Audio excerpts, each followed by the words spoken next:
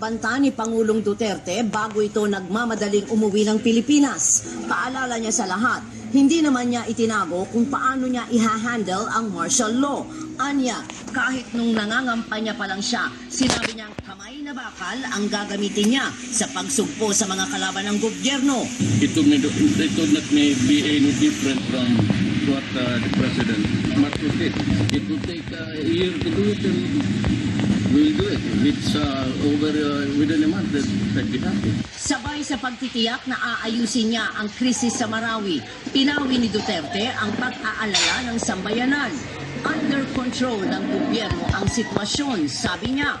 Ito'y matapos na hingin niya ang tulong ni Russian President Vladimir Putin sa agarang pagresolba ng krisis na kinakaharap ng bansa ngayon. Isinumbong niya kay Putin ang paglaglag daw sa kanya ng mga Amerikano pagdating sa kinakailangan niyang mga armas. Buy the money and take a gift right away because the arms that we ordered from America was cancelled. And I'm having a problem now with the ISIS. It is a rebellion. Hindi naman direktang sinagot ni Putin ang kanyang hiling na soft loan, pero may pagtitiyak namang binitawan ito. Хочу выразить надежду на то, что конфликт, о котором вы сейчас сказали, будет как можно быстрее урегулирован с наименьшими потерями. Но мы с вами знаем, что наши сотрудники, коллеги хорошо поработали и подготовили целый пакет документов. Ваши министры здесь остаются, я знаю, и завтра этот пакет документов, которые направлены на развитие нашей двусторонних связей, будут подписаны. Nagkasundo ang dalawang lider na kahit naunsyami ang official visit ni Duterte. Sabi ni Putin, tuloy ang mga kasunduan sa iba't ibang larangan, partikular sa enerhiya, trade and investment at lalo na sa defense cooperation. Nasa ibang rehiyon ng Russia si Putin nang pumutok ang kaguluhan sa Marawi, pero nang mabalitaan niyang nagkukumahog na si Duterte sa pang-uwi sa Pilipinas, agad itong bumalik ng Kremlin upang ituloy ang meeting kay Duterte. Nauna rito, pinaharap ni Duterte sa media ang kanyang mga opisyal upang i-anunsyo ang pagdedeklara ng martial law. As of 10 p.m. Manila time, he has already declared martial law for the entire island of Mindanao. Agad dumepensa si Defense Secretary Delfin Lorenzana matapos makalap ang inisyal na ulat ng militar. Hindi anya sumablay ang intelligence report hinggil sa pagsalpukan ng puwersa ng militar at ng Maute Group na binakapan ng ISIS. It's coming out now from the reports of the military that they have a lot of sympathizers in Marawi City, so they were able to infiltrate Marawi without the knowledge of the military. That's why they were able to go there undetected, maybe posing as civilians coming to the city until they saw this. If they did not see Isniron siguro, they will not be able to have this incident because Isniron was there.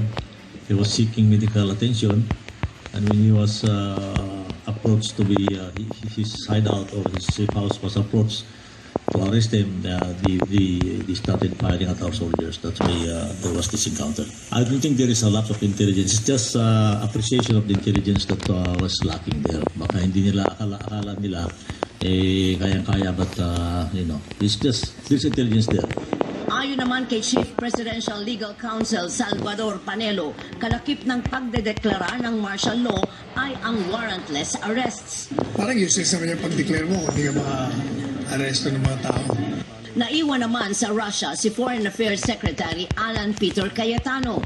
Siya ang naatasang magpatuloy ng naudlot na official visit at siya ang magtutuloy ng mga pipirmahang kasunduan ng Pilipinas at Russia. Doris Bigornia, ABS-CBN News, Moscow, Russia. Sinugod sa ospital sa Iligan City ang 8 sundalong sugatan sa enkwentro ng militar at Maute Group sa Marawi City. Nadaplisan din sa sagupaan ang mga sibilyan. Nagpapatrol, Joey Taguba. Lumikas si Mira at ang kanyang pamilya sa Marawi dahil sa pag-atake ng Maute Group. Sa kanilang pagtakas, napansin ni Mira na may sugat pala siya sa tagiliran. Hindi ko alam kung sinong pinuputukan nila o sinong binabaril nila. Pero naririnig talaga namin. May mga granada pa kami naririnig. Kasi malapit eh. Napaiyak si Mira habang ikinukwento ang nangyari sa kanila. Bandang alas 12 o alauna, may dumaan sa amin na parang tangke. Kasi nakahiga kami na natulog sa baba. Tapos biglang nagbarilan. Nadaplisan din ang anak niyang babae, pati kapatid na lalaki at biyena ng kanyang kapatid. Sa Iligan City na sila nagpagamot. Panawagan niya sa Maoti Group, huwag idamay ang mga sibilyan. Hindi naman kailangan gawin pang bahas eh. Kasi maraming batang madadamay. Nangyari na nga sa buti, ginawa pa nila sa Marawi. 8 sundalo naman ang ginamot sa isang pribadong ospital. Mahigpit na ang seguridad sa Iligan City, na 1 oras lang ang layo sa Marawi. Pabor ang lokal na pamahalaan sa pagpapatupad ng martial law. Sa tingin natin, this is the way that we can radically control itong mga lawlessness na nangyayari ngayon sa Marawi City. May mga inilaan silang evacuation centers sa mga galing Marawi. Bukod sa Iligan, naghigpit din ng seguridad ang Cagayan de Oro City. Dumating na rin ang tropa ng militar na tutulong mapaalis ang Maoti Group sa Marawi. Joey Taguba, ABS-CBN News.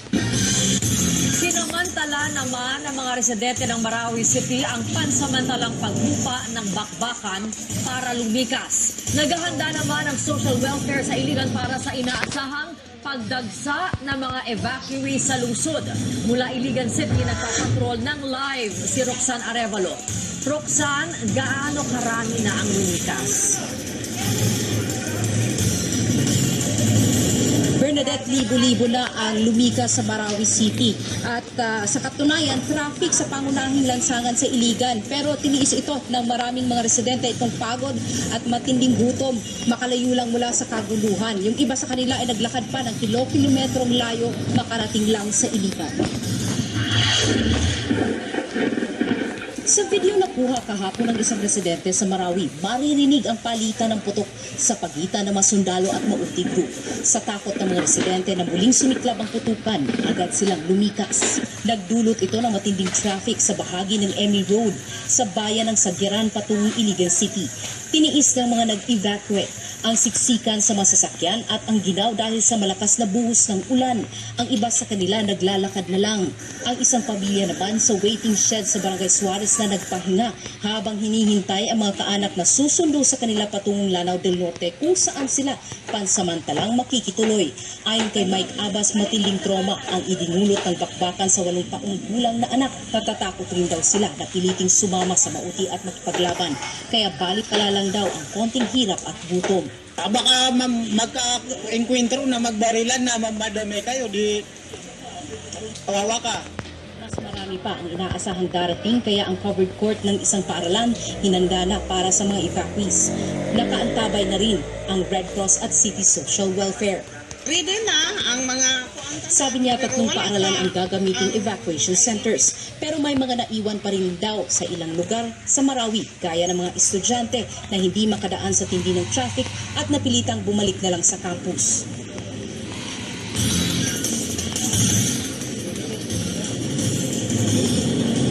Bernadette, patuloy ang pagdating ng mga bakwit at sila ay nakikituloy muna sa kanilang mga kaanak, lalo't puno na ang mga hotel rito. Mahigpit din ang pagbabantay sa mga evacuation center para masigurong ligtas ang mga bakwit. Bernadette.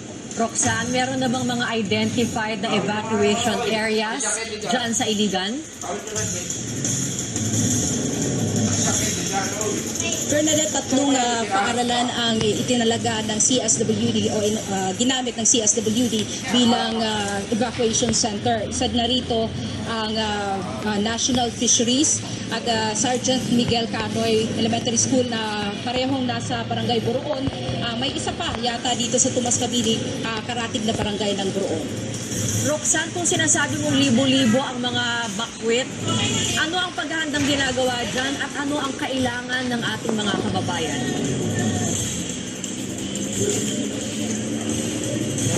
Well, Bernadette, sabi ni ng social welfare, naghanda naman sila ng mga pagkain.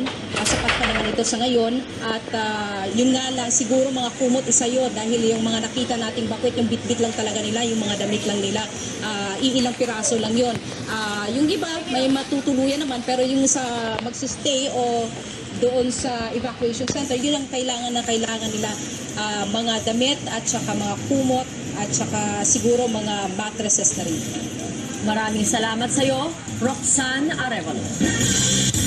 Dalawang sibilyan na ang kumpirmadong patay na dahil sa patuloy na pag-atake nga ng Maute Group sa Marawi City. Dumating doon ang mga daan-daang dagdag pwersa ng militar at ng pulisya. At live mula sa Iligan City, nagpapatrol si Ron Gagala. Ron, sino ngayon na may kontrol sa lungsod ng Marawi? Ron? Ted, tinitiyak ngayon ng AFP, ng PNP, gayon din ng DILG na under control na ang sitwasyon sa Marawi City. Pero sa ilang mga residente at mga lokal na opisyal na ating nakausap sa Marawi ay sinasabi nilang may naririnig pa rin silang mga manakanakang putukan sa loob ng kanilang lugar. At batay na rin doon sa mga litrato at mga kwento na ating nakuha, mistulang nakakatakot pero nakakalunos din ang sitwasyon ngayon, lalo na ng mga residenteng naiipit sa kaguluhan doon. Katagong kinuna ng litrato ng mga residente ang mga armadong miyembro ng Maute habang mistulang nagahari-harian sa mga kalsada ng Marawi City. Ayon sa mga residente, nakakarinig pa rin sila ng mga putukan at kahapon maraming sasakyan ang hinarang at pinababa ang mga sakay. Sa kasamaang palad, dalawang driver ng ambulansya ang hinarang ng Maute at parehong pinatay. Pinagdak ng itong armband, pinababa sa sasakyan tapos pinaril stress camera sa amin. All drivers, pinikap lang. Tapos babalik nyo doon. Inangaharap kasi ito nung afternoon. Itong marami sila na nangaharap na lang tapos nila pababa. Tapos nila. Kinukuha rin yung mga video. Sa isa pang litrato, fire truck naman ng Bureau of Fire ang kinumando ng armadong Maute. At sinunod naman ang quadrangle ng Dansalan College. Sa isa pang litrato, isang pasyenteng nakadextrose pa ang inilalabas sa kalsada. Kinumpirma ng provincial capital na nakuha ng Maute ang Amay Pakpak Hospital sa Marawi. Pero umalis din sila at nabawi ng gobyerno. Nandun sila, pero siyempre nag-create lang ng konting panic dahil nung pumasok sila doon. At yun nga, yung reported na may police na nabaril din doon. Kanina, dumating na ang dagdag puwersa mula sa militar at sa Special Action Force mula sa pulisya. Sa Lagindingan Airport, lumapag ang mga C-130, lula ng tropa at mga kagamitan nila.